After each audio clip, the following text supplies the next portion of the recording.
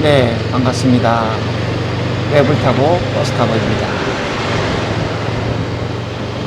며칠 동안 부산 날씨가 황사 때문에 좋지 않았고, 계속해서 비가 와서 날씨가 좋지 않았는데, 모처럼 맑은 날씨를 보여주고 있는 부산 날씨입니다. 지금 저는 지금 출근하고 있고요. 오늘 영상은 제가 랩을 500을 타고 있는데, 랩을 500에 관한 비용들, 바이크 구매 비용, 그리고 번호판, 보험료, 취득세 이런 것들에 대해서 잠깐 얼마 정도의 비용이 들었는지 이야기해보고, 그리고 제가 2024년 3월 8일 날 바이크를 이제 신차 출고를 했거든요. 23년식 모델인데 지금 3월 9일부터 4월 거의 말인데 말까지 탔을 때의 장점들, 그렇죠? 그것을 몇 가지 얘기해 볼까 합니다. 먼저 제 랩을 500은 2023년식 모델이에요. 하지만 2024년식 모델하고 똑같아요. 다만 이제 그레이 색상이 요즘 안 나오는데 제 오토바이는 그레이 색상을 가지고 있습니다. 저는 일단 랩을 500을 신차를 840만원에 구매를 했고요. 그리고 랩을 500을 타기 위해서는 이제 종합보험을 들어야 되는데, 제가 50대 중반이에요. 오토바이 보험이 그렇게 연수가 많지 않기 때문에, 저 같은 경우는 종합보험료가 약 32만원 정도 나왔어요. 그리고 랩을 500의 취득세는 37만 5천원 정도 나왔고요. 그리고 랩을 500 번호판을 달고해서 4,600원, 그리고 정부 수입인지 비용 3,000원, 그 정도로 초기 비용이 들었습니다. 바이크 값도 문제지만 아마 젊은 분들 같은 경우에는 종합보험료가 많이 비쌀 거예요. 그리고 보험 경력이 없으면 더 비싸겠죠. 그리고 처음 가입하면 그냥 책임보험만 들 수 있도록 되어 있을 거고, 종합보험료를 바로 아마 넣어주진 않을 것 같아요. 그래도 저는 몇 년 경험이 있으니까 종합보험료를 다이렉트로 들었습니다. 그래서 랩을 신차 가격 840만원, 그리고 랩을 500 취득세 정확히 말하면 37만 5,500원, 그리고 랩을 500을 타기 위해서 다이렉트 홍보하지 종합보험료가 31만 8,980원, 그리고 번호판 대가 4,600원, 그리고 정부 수입인지 비용이 3,000원 이렇게 들었어요. 바이크만 산다고 해서 당장 탈 수 있는 건 아니고 번호판을 달고 보험료를 이렇게 내야 되겠죠. 보험료를 납부하지 않으면 번호판을 달 수가 없죠. 여러분 잘 알다시피. 그래서 초기 비용은 이 정도 들었습니다. 바이크 제 랩을 500 같은 경우에는 제가 장점만 얘기하려고 하는데, 뭐 단점 없는 바이크는 없겠죠. 하지만 뭐 제가 좋아하는 거니까 장점만 얘기해도 될 것 같아요. 제가 먼저 랩을 500의 장점으로 꼽을 수 있는 것은 뭐냐면, 제가 주로 타는 게 랩을 500을 가지고 시내발이만 좀 주로 많이 타요. 출퇴근길, 그리고 뭐 약속이 있다든지 공조를 간다든지, 그래서 랩을 500을 많이 타는데, 랩을 500 같은 경우는 그 수동 6단 기아를 장착하고 있잖아요. 그러니까 얘가 스쿠터가 아니란 말이죠. 매뉴얼 바이크라는 말이죠. 그래서 항상 이렇게 도심 속에 가다 보면 기아 변속을 하기 위해서 클러치를 잡아야 돼요. 근데 놀라운 것은 제가 랩을 500을 타면서 가장 큰 장점으로 꼽을 수 있는 것은 바로 클러치. 클러치가 어시스트 슬리퍼 클러치가 장착이 되어 있는데, 클러치 잡는 게 굉장히 가벼워요. 그래서 사실 도심에서 가다 서다를 계속 반복하면서 계속 기아 변속을 해야 되는데, 클러치를 계속 잡아야 되거든요. 그런데 지금까지 타면서도 클러치가 너무 가벼우니까 주장 없이 잘 타고 있어요. 물론 뭐 스쿠터, DCT 모델 같은 경우는 클러치가 없으니까 안 잡아도 되지만, 그러나 매뉴얼 바이크를 타고 싶은 저 입장에서는 레벨 500을 선택했는데, 이 녀석이 어시스트 슬리퍼 클러치가 장착이 되어 있어가지고 클러치가 없는 스쿠터 못지않게 클러치가 가벼워요. 그래서 뭐 전혀 지장 없이, 손에 무리도 없이 잘 타고 있고요. 또 어떤 분들은 레벨 500의 클러치를, 조절실 클러치를 이렇게 하시는 분, 튜닝 하시는 분들이 있는데, 굳이 뭐 저는 정품으로서 그냥 쓰고 있거든요. 조절실 레버의 클러치를 안 달아도 어시스트 슬리퍼 클러치가 충분히 가볍기 때문에 그냥 나온 그대로 클러치를 사용하고 있는데 전혀 지장이 없다. 그래서 레벨 500의 가장 1번, 첫 번째 뽑을 수 있는 장점은 가벼운 어시스트 슬리퍼 클러치를 제가 말씀을 드릴 수 있을 것 같아요. 그리고 두 번째 장점으로는 뭐니 해도 낮은 시트고를 제가 말하고 싶습니다. 시트고 높이가 690이에요. 제가 누누이 얘기했지만 키가 155인 분도 레벨 500에 앉았을 때 양발이 착지가 다 돼요. 양발이 착지가 다 된다는 거는 얼마나 큰 장점이 있냐면 제꿍할 우려가 없다는 거죠.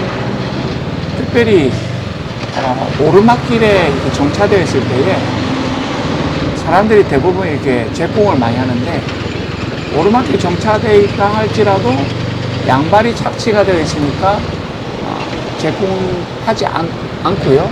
그리고 언덕길에 이렇게 멈춰섰을 때 클러치 조작을 잘못하면 뒤로 밀리잖아요, 자동차처럼. 그러나 양발이 땅바닥에 이렇게 쫙 발착지성이 너무 좋기 때문에 그냥 발을 대고 있어서 천천히 당기면 올라가죠. 그만큼 유용하다는 거예요.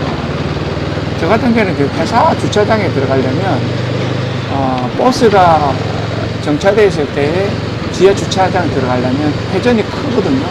근데 시트고가 높으면 거기를 회전을 할 수가 없어요. 하지만 양발이 착지가 되기 때문에 두 발로 가볍게 짚으면서 회전을 하면 되니까 너무너무 좋은 장점을 가지고 있죠. 그리고 세 번째 장점을 뽑는다면 연비가 좋아요. 레벨 500의 정확한 배기량은 471cc인데 471cc면 어느 정도 기름이 먹거든요. 먹는데 얘는 10,000원 기름 넣으면 정말 오래 타요. 혼다 레벨 500 처음 출고됐을 때 연비가 리터당 40km라고 되어 있는데, 그건 어떻게 측정이 되어 있는지 모르겠지만 제가 도심에 탔을 때에는 거의 연비가 리터당 거의 30에 준하는 연비가 나오는 것 같더라고요. 그 30에 준하는 연비가 나온다는 것은 요거보다 낮은 단계 스쿠터 포르자 350보다 연비가 좋은 것 같아요. 그만큼 높은 연비를 자랑한다. 세 번째 장점을 뽑을 수 있을 것 같아요. 그리고 네 번째 장점을 말한다면 꾸며가는 재미가 있는 바이크예요. 그러니까 처음 그 레벨 500이 신차로 나오면 밋밋하거든요. 그냥 밋밋하지만 그래도 볼 때는 예뻐요, 바이크가. 하지만 몇 가지 튜닝을 하면 더 많이 이쁘겠죠. 그래서 튜닝하는 재미가 있다. 그렇죠? 근데 놀라운 것은 튜닝 비용이 비싸지가 않아요. 저렴한 편에 속해요. 제가 뭐 장착을 막 이렇게 포크 카바, 포크 부츠, 헤드라이트 카울, USB 충전, 그리고 핸드폰 거치대, 사이드 가방, 엔진 가드, 그리고 확장형 사이드 발판, 그리고 미드 스텝의 확장형 발판, 리어 브레이크의 확장형 발판, 이런 것들을 이렇게 튜닝을 했는데 튜닝 비용이 얼마 들지 않았어요. 보통 할리 같은 경우에는 그렇게 튜닝하려고 하면 몇백이 들잖아요. 근데 아주 비교할 수 없을 정도의 아주 싼 금액이 나오거든요. 그래서 튜닝하는 재미도 있고 튜닝 비용이 저렴하다. 그렇죠. 그리고 다른 분들이 뭐 부품비가 저렴하고 정비 비용이 적다 그러는데, 저 같은 경우는 약 2달 정도밖에 타지 않았기 때문에 정비 받을 일이 없어가지고 그 부분에 대해서 제가 아직까지 잘 몰라요. 그래서 정비를 받아보면 그 비용이 나오겠죠. 그래서 일단은 그 장점은 얘기하지 않기로 하고요. 그리고 5번째 장점을 뽑는다면, 저는 적당한 순정 머플러음을 들 수 있을 것 같아요. 왜 장점이냐 하면, 제가 사실은 그 직업이 부산 시내버스 승무직 사원이다 보니까 오전반일 때 새벽에 출근하는 일이 많아요. 그런데 이 아파트에서 이렇게 예열을 할 때에 머플러음이 너무 크면 사실 민폐거든요. 아무리 뭐 지하 주차장이 있다 할지라도 머플러 소음이 상당한데, 얘는 새벽 시간에 아니면 또 늦은 뭐 12시 넘은 시간에, 심야 시간에 시동을 걸어도 적절한 머플러음이 나기 때문에 듣기에도 좋고, 또 사람들에게 피해주지 않는 정도의 머플러음이 나오기 때문에 저는 그걸 장점으로 꼽고 싶어요.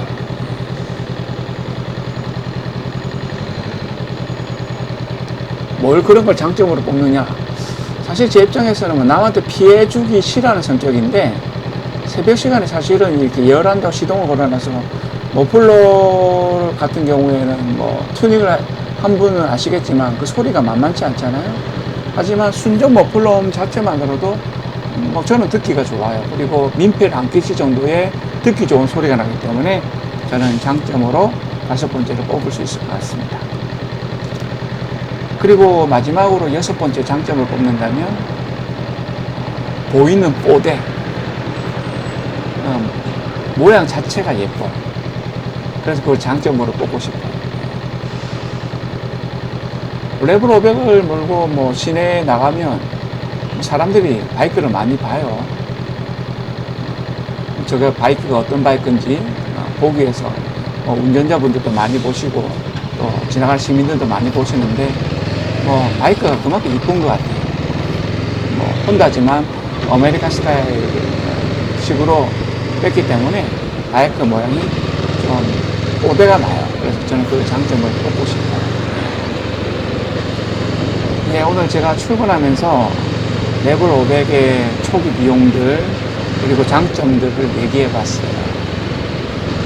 근데 계속해서 어떤 분들이 뭐 이양사 거 레벨 1100을 사지 왜 500을 사느냐 그러는데, 사실 뭐 레벨 1100 사시는 분이 저한테 뭐 취득세를 보태줄 것도 아니고 보험료를 보태줄 것도 아니고 정비 비용을 보태줄 것도 아닌데, 도심에서 타고 근교에서 타고 뭐 장거리까지 가능한 레벨 500이면 뭐 제 월급에 유지할 수 있는 적당한 크기의 바이크라고 생각이 되었습니다.